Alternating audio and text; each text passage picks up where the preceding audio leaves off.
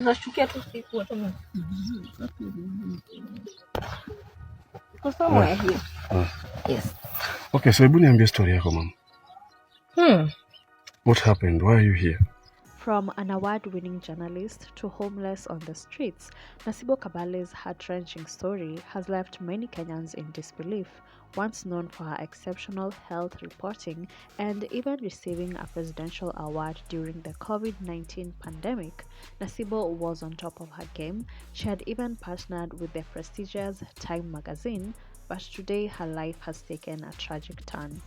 Many are asking what happened to Nasibo. Well, during the peak of her career as the pandemic hit hard, Nasibo faced unimaginable pressure. While many of her colleagues were laid off, she was one of the few left to cover the devastating effects of COVID-19, reporting on deaths day in, day out. The constant coverage of these tragic events took a toll on her mental health, and soon after, she started experiencing suicidal thoughts. 2020, I had I was given the presidential award but ni vile walichuja watu kwa ofisi, so I was among the 5 that were left in the office. Was the presidential office? No. Nation. So venye tuliachwa, hiyo kazi ikanisumbua. Yani unaona watu wakikufa hiyo time ya COVID. So ndo nikabaki kwa ofisi, and then I was diagnosed with depression. Nasibo eventually sought medical help and was diagnosed with depression. Despite her impressive credentials and never having to actively search for a job, life on the streets has been a harsh reality for her. She now works twice a week, Mondays and Fridays, scavenging for trash to survive, while depending on a street husband in quotes for other basic needs. How is life kwa streets? What's the most? Huyu masha venye nakana yeye. Anaweza ni treat venye nataka, juu nafikiria I have nothing. That was hard. Yeye ndio mzee wako sasa. At least ningekuwa na option, naweza toka na niende kani nimeendanga, but naona kani yana niprovidanga kila kitu. So na ni treat venye nataka. Nasibo candidly admits what truly breaks her heart is being separated from her daughter. The fact that siko na mtoto wangu, that hurts me. That's the only thing that hurts you the most. Hurts me the most. Nasibo's daughter is currently being cared for by her baby daddy, a renowned journalist whose identity she has chosen to keep private. According to Nasibo, the father and daughter had a strained relationship and he only ever saw his child through photos. But in a twist of fate, while the two crossed paths when her ex was covering a story and they met on the road with the child clinging tightly onto him, it was in that moment that their bond began to grow and he eventually took the child in. Mpata babake hakuwa active. In fact, babake alimjua tuko barabara. There was niling'ang'ana mpaka tukaishi Kilimani. So venye alikuwa ameenda kucover story. He's a very famous person, I don't want to mention him. He's a journalist? Yes. Very famous. Sasa venye alitokelezea hivi kwa barabara, mtoto amemgandia, anashangaa. Yeye anamjua, ameona pictures, but anashangaa ni aje huyu mtoto amenigandia.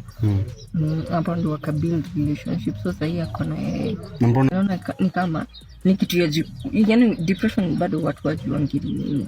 Yeye anaona ni kama nimechekelea some type of disease. As for Nasibo, life on the streets is anything but safe. She admits that she has to sleep with a weapon on hand at night to protect herself. She's also learned survival tricks like how to live off other people's trash, and she now collects garbage for a living. Yeah. From that nimelearn vitu mingi. Unaweza toa takataka yako na unajua how unaishi. Unaweza toa takataka yako nipatie. I will know how you live. Unakulanga ugali, unakulanga githeri. So nikikupea takataka yangu ya nyumba, unajua vizuri venye naishi. Najua venye unaishi. Unaweza niringia hapa lakini ndajua venye unaishi. The once vibrant journalist with a degree from a prestigious university in America is now making an emotional appeal to Kenyans of goodwill. She's asking for help to get back on her feet, regain custody of her daughter, and find her way back to her first love, writing. If someone would give you a second slight chance, because unakaa mrembo, I can already see through the smile. If one person will give you a slight opportunity, what would you do with it? Oh, which one would you want to? I wouldn't want to go back. The one thing mimi najua ni kuandika. Naweza andika hata kama nimelala. That is niko able to provide mtoto wangu. Nataka na mtoto wangu vile tulikuanga. So you want to go back to your normal life. How long do you think it can take you to go back to normalcy? Maybe 2-3 months. Once I finish therapy. Yes. It's truly heartbreaking to see someone who was once at the top of their career now living in such dire conditions. But we are glad to see Nasibo open to getting the help she needs and ready to turn her life around. If this story moved you, don't forget to give this video a thumbs up and show your support in the comments below. Like, subscribe, and hit the bell icon for more stories like this. And if you want to stay updated with real-time news, join our Telegram channel through the link in the description. Catch you next time. It was very interesting, very lovely. And then boom came everybody, my siblings, my sister and my brother. And then, of course, coming from a Cushitic family, uncles and aunts coming.